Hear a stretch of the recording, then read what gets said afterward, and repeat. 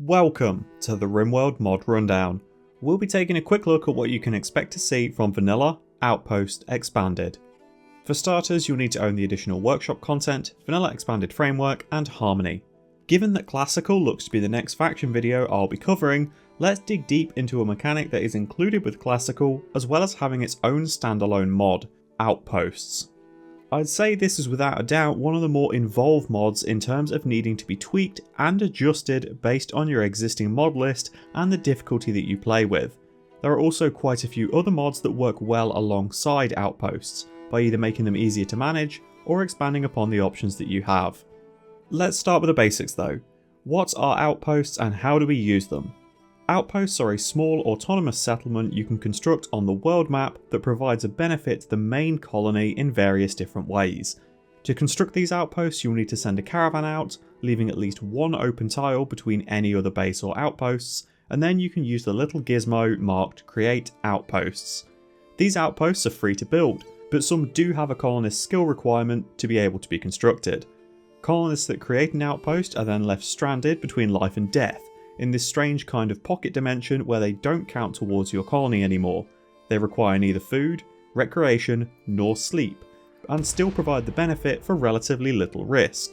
So, let's cover the most important extra mod you're going to need if you're using Biotech, VE Outpost Addiction Fix. Without this, any xenohuman with a dependency, like a Hussar or a Waster, will be slowly ticking towards their breakpoint. Applying this fix will make sure that they're topping up their normal needs as well as any drug dependencies too. So this does raise the small issue that yes, it's entirely possible to be in a doomed position if you are remaining on the home tile, but by dragging your entire colony away to the world map and setting up an encampment, it would fix all of it for you. Food, recreation, drug requirements, sleep, everything. What's to stop you doing this? Nothing. But you're the one in control of what buttons you press. If you don't like this kind of an interaction or an exploit, don't use it. My goodness, what an idea. Why didn't I think of that? This also means you're going to find a lot more use for any and all prisoners the game throws your way when you're making use of outposts. Someone with awful traits or an annoying xenotype to manage isn't an issue when you can throw them on the world map and let them work away, helping the colony indirectly. Now, covering this mod isn't exactly going to be bombastic visually. I'll be cycling back and forth between creating the various outposts, their output, and importantly, the options that you can tweak for each individual outpost. This is what you're going to need to get down and dirty with to fit the mod into your personal playstyle if you're looking to avoid this being crazy overpowered. I'm so fucking bored! Let's cover the general mod settings first. There's a global production multiplier, global, and a global time multiplier. If you don't want to go into settings for every individual outpost and tweak it, you can buff or nerf everything in one sweeping motion as you see fit. The delivery method is down to personal preference. They can materialise at the drop-off spot inside your base, be brought into the base by pack animals, require collection from the outpost manually, sent via drop pod, or sent via drop pod if you have the research. Otherwise, they'll turn up by pack animal, which is the most faithful to appearances for the sake of telling a story. No more tribals using drop pods before they understand electricity. Outpost raids are there to try and balance out you saturating the map with them. However, they aren't always without issue.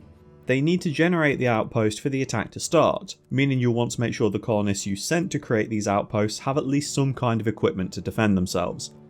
Now, I can't say for certain that this bug still does or does not exist, as it occurred most frequently when I used this mod in a pack that was up in the 400s, and everyone is going to be running their own, very different combination of mods.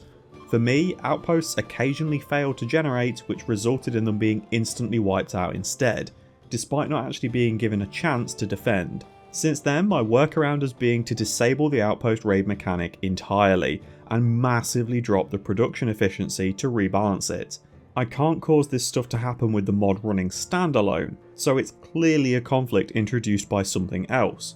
Potentially map generation, geological landforms, extended base generation stuff. Either way, if you come across that issue, that's the most reliable solution you'll have. If your mod pack is pretty lean and you have no issues, you'll be able to scale how often raids occur and increase or decrease the global difficulty of them. This is something you're going to really need to tweak and work out via trial and error though, with a lot of it coming down to personal preference. Farming outposts are first up, and you're going to notice for this video dev mode is on a lot to make it as quick and easy to showcase as possible. A farming outpost can't be built in the desert or extreme desert and requires a combined plant skill of at least 10 to create, initially. This means you can bunch a group of awful planters together if you're really struggling and brute force one of these outposts into working by merging their non-existent plant skills together. The production time slider for an outpost like this will not alter its yield, merely how often they deliver that chunk of resources, allowing you to tweak if you want larger yields over a greater duration or reliable quick deliveries a little bit at a time. Or, you know, massive deliveries constantly to make absolute bank. See this? I got this selling corn. Comes out of the fucking ground. I couldn't believe it. Whilst 10 skill is required to build this outpost, it can function with less once it's been established, with some crop options being locked behind skill gates. Each skill in plants adds a specific amount to the harvest yield. These are the numbers that you'll be balancing with the production multiplier. So if you find that even the longest delivery time of 1 year is still providing you with too many resources, you can alter that slider a bit. The pack time duration is how long it will take to deconstruct the outpost if you want to remove it from the map. This can be accelerated in-game by having more colonists working on the outpost to begin with. So if the time is normally 7 days but you give it 3 workers, it'll cut it down to 2 days and 8 hours. If you start tearing it down with 1 colonist and then add more in, it won't impact that timer though. For a lot of these outposts that use colonist count as a metric for production speed, it'll be checked once at the start of operation and then continue until finished. A little bit more on this later. The artillery outpost is definitely something you'll need to limit yourself in using from a tech level perspective, as this can be established by anyone at any time. No need to even have mortars researched. It has settings for how long it takes for its ability to cool down and how far it can reach on the world map. Speaking in a pretty general manner, 1 day is an insanely low cooldown by default, for something that can be used offensively, as chances are it'll be very easy to use this against every single raid that comes your way with that kind of a timing. If you want to make using this into an actual decision that you have to ponder pressing the button on, crank that cooldown up a bit so you can't just fire and forget it quite so easily. The RT is going to fire 1 shell for every colonist stationed there, taking into account their combined shooting and intellectual skill to decide how far the shells will scatter from the designated target. This gives you a couple of options. You can have a low population count with highly skilled operators to make almost a sniper bombardment effect that doesn't destroy corpses or gear. Or you could put a crap load of absolute morons there that couldn't hit water if they fell out of a boat. This allows you to saturation fire the living bejesus out of a large area. Both are neat options. This was my normal go-to for garbage prisoners, as it has a little bit more flexibility in its potential uses, from triggering waiting raids to bullying Thrumbo, or even being a dick to a wandering trader. The defensive outpost is pretty straightforward in what it needs, maybe a little less so in how it works. It has 2 functions, one of which can be enabled or disabled in the options, and the other has a good chunk of options around it. Firstly, it can intercept raids if enabled, giving you a chance to soften up the attacking force before they hit your main base, which is why the colonists posted there will need to be armed and ready for combat. Its other option is locked behind transport pods by default, giving you the ability to launch the station defenders over to help at the main base. Useful for a few reasons. Number 1, colonists that only know how to fight can be relocated here and then deployed when needed, keeping your colonist count on the main map down, so people's expectations are lower and it reduces food consumption. Number 2, you can use this deployment to potentially flank enemies and split their attention. And number 3, if you arm these reinforcements very specifically, it can be a bit of an emergency button for a specific raid type, having them landing in with EMP launchers to counter mech raids for example. You've got a few options here for sure. I'd just normally take the bada boom of an artillery outpost over this because I prefer loud noises and explosions. Next up is the drilling outpost. This needs to be constructed in the desert or extreme desert and relies on 2 skills to work. Firstly, you're going to need to build the drill itself, which needs a minimum of 20 construction to achieve and will take 7 days to build at the minimum of 20. If you add more colonists to the count and really bulk out that construction skill, it completes progressively faster. Once the initial setup is finished, the requirement now flips over to the mining skill to measure the output. It'll produce 50 chem fuel per skill point in mining of those assigned to the outpost, with options in the menu to adjust how long the initial drilling period takes to complete and how frequently it'll deliver this chem fuel. Again, like the farming outpost, making it deliver more or less frequency does not adjust how much is delivered. 20 mining skill will still net you 1000 chem fuel, regardless of if it turns up every 5 days or every year. The encampment is an option you're given for long voyages, establishing a more comfortable spot on the world map for travellers to rest their weary legs and actually take care of their needs. This tears down much faster by default, as it's only supposed to be a few tents around a campfire. Very useful during a long haul trade mission if the temperature isn't exactly favourable to your expedition or if food is becoming a little scarce. Just be very careful about not abusing this to refill your need bars whenever the main base is getting a little rough. The hunting outpost makes use of the shooting and animal skills, allowing you to gather leather and meat over time. The animals available to hunt will depend on the biome that this is established in, so if you're using other modded content and have access to a Galatros graveyard for example, you might want to try building one of these there. I'd say this is definitely the one that you're going to have to tweak a little bit though, as yield depends not only on the skills of the assigned colonists but also the animals they're hunting, in a somewhat reversed logic.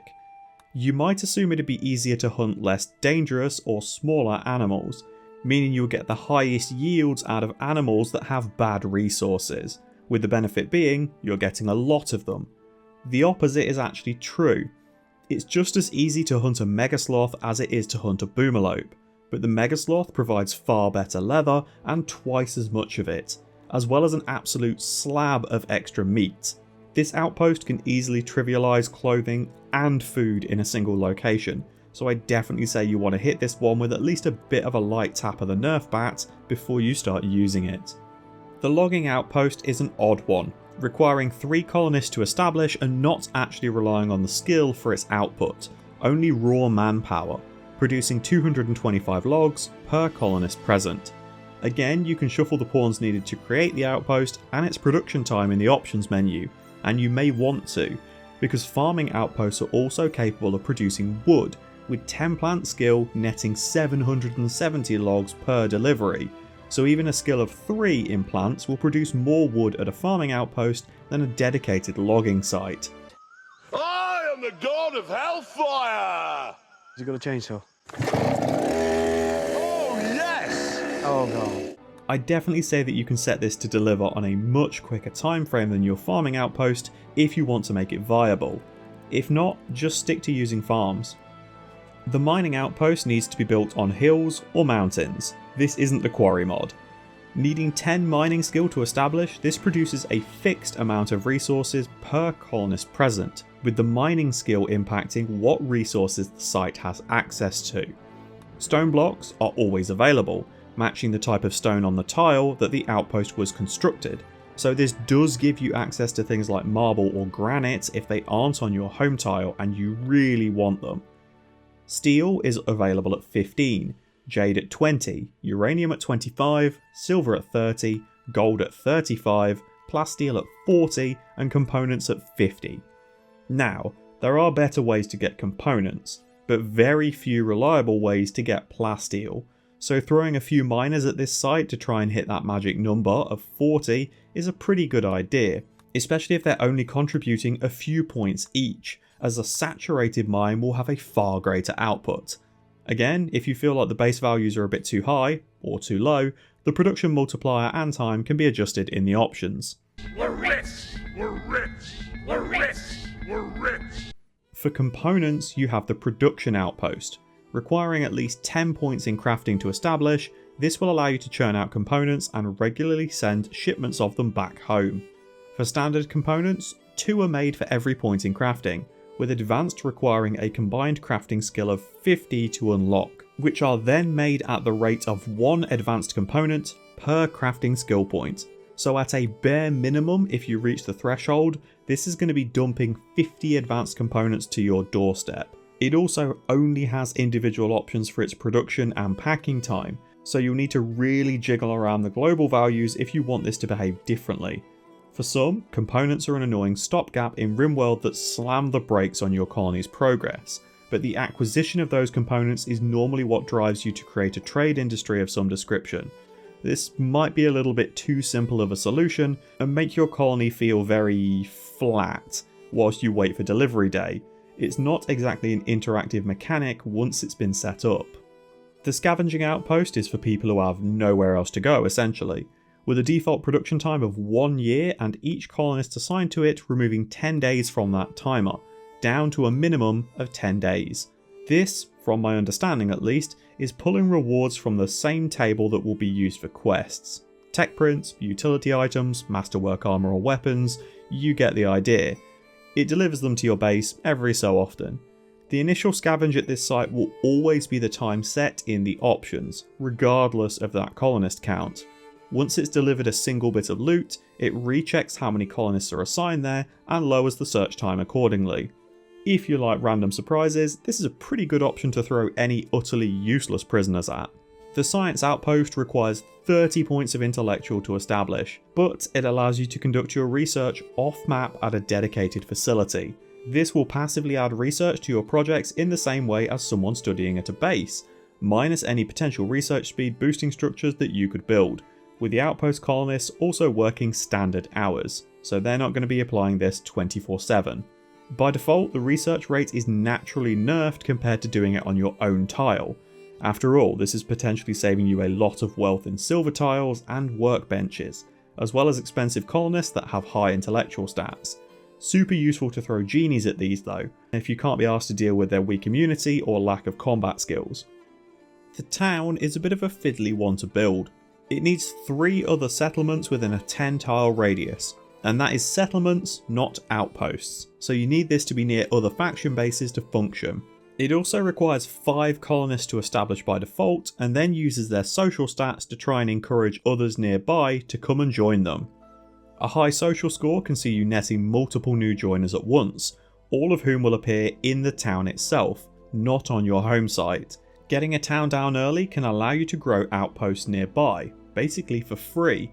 Glance at the new joiner, see what they're good for, and relocate them as required. If you happen to get someone that's really good, you can send them back to your home tile and actually make use of them there. So a little bit demanding to start up, but well worth it in the long run. The trading outpost produces 30 silver per social skill, every quadrum by default, requiring a minimum of 10 social to establish.